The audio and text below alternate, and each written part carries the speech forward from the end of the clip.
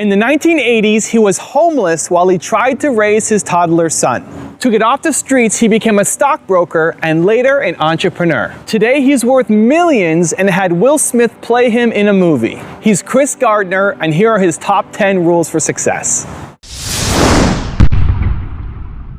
You gotta have a plan. Everybody's got a dream. Everybody's got a goal. What's the plan?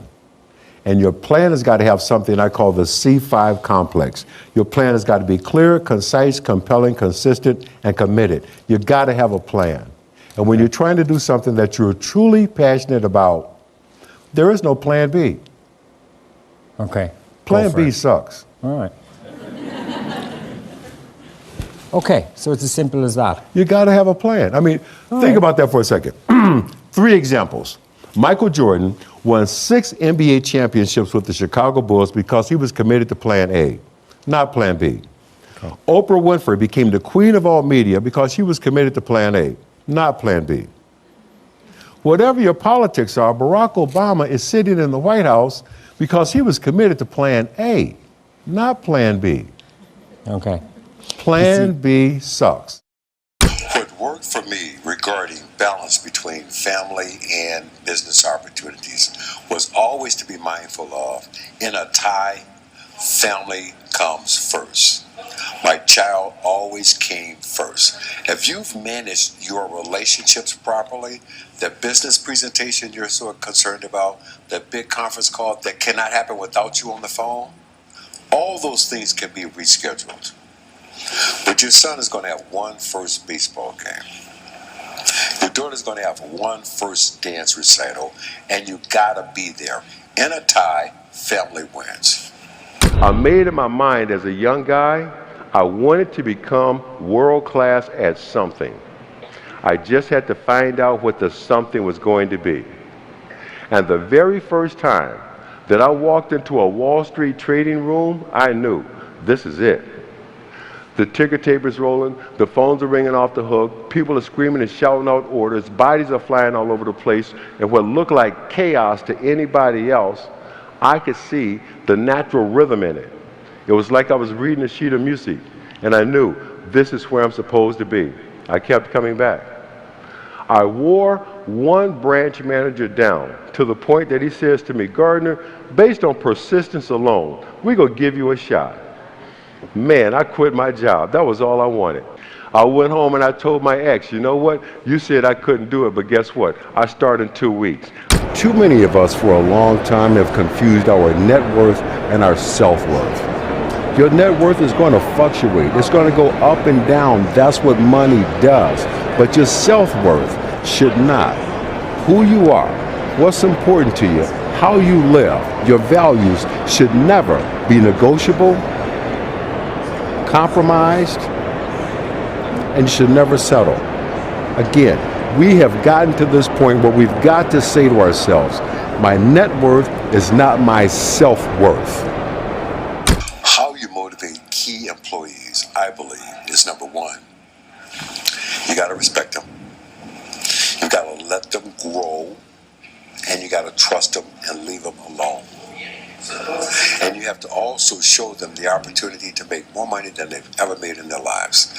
All of that combined, that's how you motivate your key core employees. If you're looking to instigate a change in your life, there's no better or worse time than right now.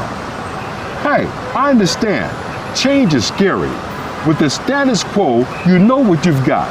If you shake things up, there's no telling what you might end up with. But 2 other things are true about change. 1, it's absolutely necessary for personal growth, and 2, it's gonna happen. Either you can pick the time to instigate the change you want, or the change and the time will pick you.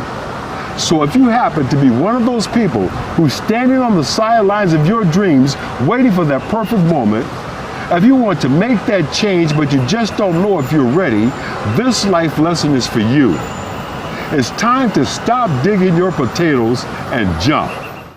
Baby steps count too, as long as you're going forward. And one day you add all those baby steps up and you might be surprised at where you can get to. But more importantly, I remember something my mom used to say to me every day. She would say, son, the cavalry ain't coming. You got to do this yourself. Ain't no backup. Okay? And when you put those two things together, man, it wasn't as hard to keep going forward as you might think. Well, now that we can see how short life really can be, what are you going to do with the rest of your life?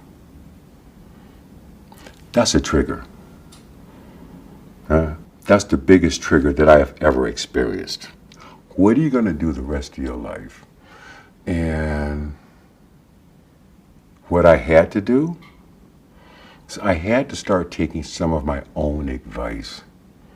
I have been telling people, I had written about it for a very long time, that if you're doing something that you're not totally committed to, if you're doing something that you're not totally passionate about, you're compromising yourself every day.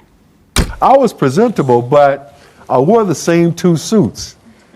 Yeah. I had two suits, man, that I had to wear every day for a year. One blue, one gray. The joke around the office started, oh, that's Chris Gardner, he's reenacting the Civil War. Some days he's with the North, some days he's with the South. I'll never forget a recent experience. Doing my business on Wall Street, getting on the train to come back to Midtown, 1 o'clock in the afternoon. Normally, there's a lull. This train should be empty. But on this day, the train was full. Full of people, all in business suits. A guy recognizes me, comes over and says, hey, are you Chris Gardner? We started talking. Turns out I'm in a car with the first wave of the 55,000 people who had just been laid off by Citibank. And I noticed something. Everyone's holding a box. You've seen the boxes, you've seen them on television. They've got their house plant, their coffee mug, the pictures of their kids. And they're all going home. They're all going home to tell their wife, their husband, their children, and the landlord they don't have a job. I began to share with this young guy that, well, you know what? Yeah, you lost your job, but you haven't lost your skills, your talent, or your expertise. What we've got to do now is create opportunities where the skill, talent, and expertise can be transferable. Creating an opportunity and looking for a job are two different things. This could be prime time for pushing your button, rather, finding your button. What do I mean by that? Prime time to find that one thing that you love to do so much you would get up in the morning and do it free. Prime time to find that one thing that the sun cannot comes up soon enough in the morning because you want to go do your thing. This could be that time in your life.